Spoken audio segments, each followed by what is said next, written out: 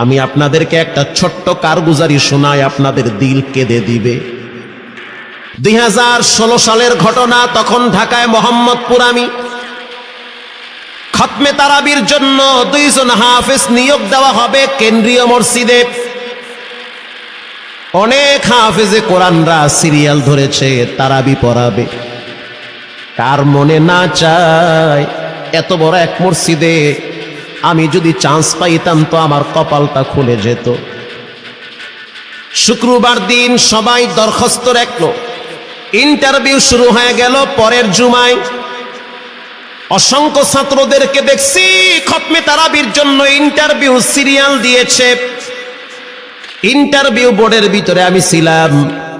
কয়েকজন হাফেজকে আমরা সিলেকশন করছি যে এদেরকে নেওয়া হবে। এদের তেলাওয়াত সুন্দর, পড়াও বড় মজার। আমরা কাগজগুলো এক জায়গায় জমা করছি।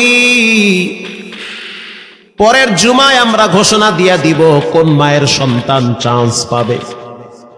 পরের জুমায় যখন জুমার নামাজের পর 3টার দিকে যখন আমরা বসে বসে ফলাফলগুলা দেখতেছি যে কাকে কত নাম্বার দেওয়া হয়েছে, দরওয়াজা লাগায় দিছি, জানলা লাগায় দিছি, এসি ছেড়ে দেওয়া হয়েছে, সব লাগানো, বাহির থেকে কিছুই দেখা যায় না।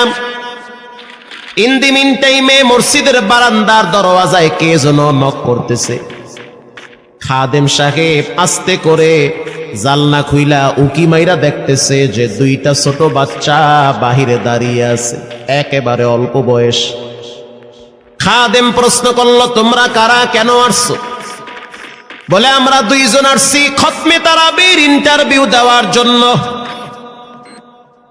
খাদেম সাহেব একবার পায়ের দিকে তাকায়, আবার জামার দিকে তাকায়, কারণ কথার সাথে বাহ্যিক সুরত মিলে না। অন্য অন্য ছাত্রদেরকে দেখছি কত উন্নত পোশাক পরে, গেটআপ কত সুন্দর করে ইন্টারভিউ দেওয়ার জন্য আসছে। আর এই 2 জনের দিকে তাকায় দেখলাম মনে হয় রাস্তায় ভিক্ষা করতে করতে আইছে, মানায় না, একেবারে গরিব। খাদেম বলল, ইন্টারভিউর ম্যাচ শেষ, চলে যাও বাড়িতে, নেওয়া হবে না। যাদের ব্যাপারে পরীক্ষা নেওয়া হয়েছে তাদের ব্যাপারে ঘোষণা দেওয়া হবে। বাচ্চা 2টা নাসর বান্দা বলতে আছে, আমাদের তো টাকা নাই যে আমরা ভাড়া দিয়ে এখানে আসব। বাবায় বড় কষ্ট করে 2-4টা টাকা জমা কইরা পকেটে দিয়া পাঠায় দিছে, এজন্য আসতে দেরি হয়েছে। খাদেমের বড় মায়া লাগছে, কারণ খাদেমও গরিবের সন্তান। ভিতরে গিয়া মুয়াজ্জিম সাহেবের বলতে আছে, ও ভাই, বাহিরে 2টা বাচ্চা দাঁড়ায় আছে, ওরা নাকি হাফেজে কোরআন, কিন্তু দেখলে তো মানায় না। মুয়াজ্জিম সাহেব ধমক দিয়া বলতে আছে, কোনো সুযোগ নাই, তাড়ায় দাও। খাদেম গিয়া ইমামের কানে কানে বলতে আছে, হুজুর, বাহিরে 2টা বাচ্চা দাঁড়িয়ে আছে, চেহারার ভিতরে এত মায়া, কিন্তু বাহ্যিক সুরত মিলে না, ওরা নাকি কোরআনের হাফেজ। পাশেই তো রহমানিয়ার মুহাদ্দিস সাহেব বসা আছে, তিনি বলতে আছে, কি ব্যাপার, ফিস ফিস করে আপনি কি বলতেছেন? বলে, হুজুর, বাহিরে 2টা বাচ্চা দাঁড়িয়ে আছে, তারা খতমে তারাবির ইন্টারভিউ দিতে চায়। মুহাদ্দিস সাহেব বলল, কোনো কথা নাই, আল্লাহর ঘরের দরওয়াজা খুলে দাও, এখানে কোনো পার্সিয়ালিটি চলবে না। আল্লাহর ঘরের দরওয়াজা সবার জন্য খুলে দেওয়া হবে, আসতে দাও, ভিতরে বসতে দাও। যদিও ওদেরকে দেখতে মানায় না, বংশগত তেমন মর্যাদা নাই, ভিতরে আল্লাহর কোরআন থাকার কারণে আমাদের উপরে ওয়াজিব হয়ে গেছে তাদেরকে সম্মান করা। কোন দিক থেকে মানায় না, কিন্তু ভিতরে আল্লাহর কোরআন আছে, এজন্য তাদের মর্যাদা অনেক বেশি।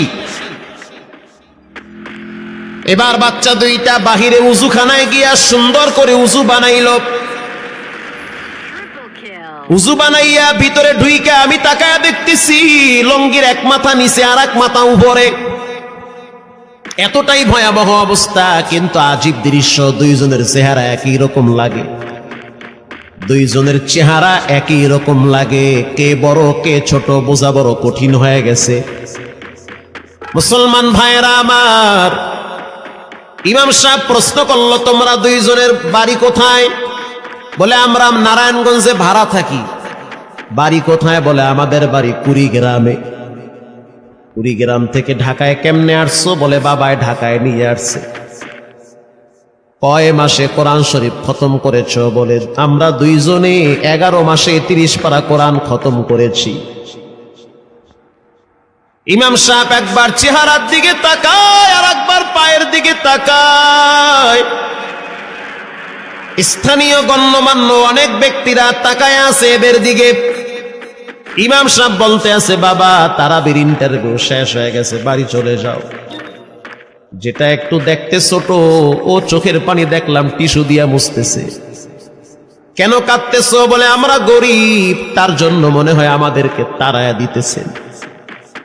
আমরা জানতাম না ইন্টারভিউ তাড়াতাড়ি শেষ হয়ে যাবে, আসতে দেরি হয়েছে কারণ আমাদের তো ভাড়া টাকা ছিল না, বাবায় কষ্ট করে কিছু টাকা দিয়েছে, সেটা দিয়ে এখানে আসছি। এবার মুহাদ্দিস সাহেব বলতে আছে, তাহলে একটা কাজ করো, তুমি কিছু তেলাওয়াত করে শোনাও। দুইজনেই উত্তর দিল যে আমরা তেলাওয়াত করলে তো আর নিবেন না, আপনারা প্রশ্ন করেন, আমরা দুইজনে উত্তর দিব। আমি তো আশ্চর্য হয়ে গেলাম, জীবনে কত হাফেজ দেখছি, এরকম হাফেজ দেখি নাই। প্রশ্ন করবেন, আমি উত্তর দিব।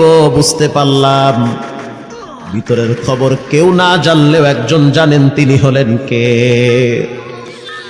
মুহাদ্দিস সাহেব বলতে আছে, বাবা প্রশ্ন করব ঠিক আছে, তোমাদের মন মতো একটু তেলাওয়াত করে শোনাও। তেলাওয়াত যদি মানসম্মত হয় তাহলে ইন্টারভিউ নিব, যদি না হয় তাহলে ছাঁটাই করে দিব। এবার ছোট যেটা সেটা তেলাওয়াত শুরু করলো সূরা তাহা থেকে। তাহা মা আনজালনা আলাইকাল কুরআনা লিতাশকা। এত সুন্দর পড়া মনে হইতে আছে, আসমান থেকে কোরআন নাজিল হইতেছে। এত সুন্দর পড়া, কত রঙের ঢঙের পড়া শুনলাম, এই পড়া কোনোদিন শুনি নাই। আমি তাকায়া দেখলাম স্থানীয় টিউনো সাহেবের চোখের পানি বায়া বায়া পড়তেছি। ইশারা দিতে আছে আরো তেলাওয়াত করতে বলেন। এই পড়া তো শুনলে আমার দিলের ময়লাগুলা কাটে। আল্লাহর ঘরে যখন গেছি বাইতুল্লাহ ফজরের টাইমে ইমাম সাহেব তেলাওয়াত করলে যেমন মনে হইতে আছে ওই কোরআনের আওয়াজটা এখন এই মসজিদে বাজতেছে। ছোট বাচ্চাটা তেলাওয়াত করলো, বড় সন্তানটাও তেলাওয়াত করলো। এবার যারা হাফেজ সাহেব ছিল তারা প্রশ্ন শুরু করলো। যেখান থেকে প্রশ্ন করে পৃষ্ঠা ঠেকায়া দেয়, একটা জায়গায়ও আটকাইতে পারে না। এমনকি বাচ্চা দুইটা এটাও বলেছে, যদি আপনাদের যদি ধৈর্য থাকে তো আমরা দুইজনে পুরা 30 পারা এখানে এক দাঁড়ানে পড়ায়া দিব। আশা করি একটাও বাঁচবে না। এত সুন্দর পড়াশোনার পরে মোতাওয়াল্লি সাহেব বলল, সব বাদ, আমার কাছে এই দুইজনই পছন্দ হয়েছে।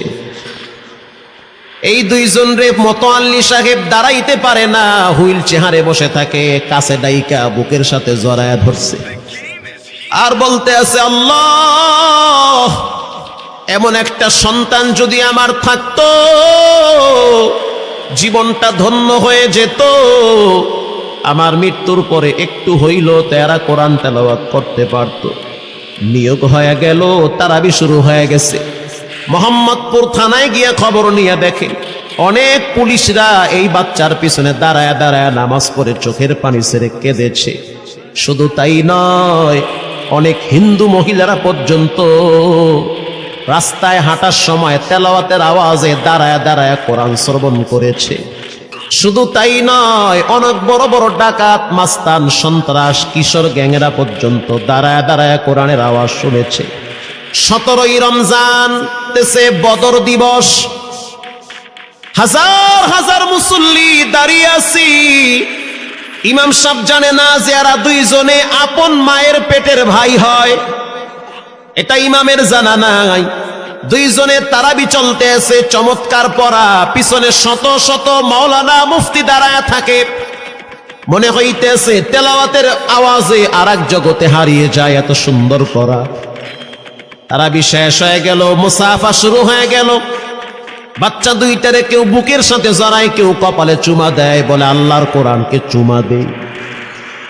হাজার হাজার মানুষ যখন আস্তে আস্তে নামাজ শেষ করে চলে গেল, একেবারে মসজিদের পিছনে বারান্দার পরে আরো একটা বারান্দা থাকে, ওই বারান্দায় এক লোক বসে বসে গামছা দিয়া চোখের পানি মুছতেছে।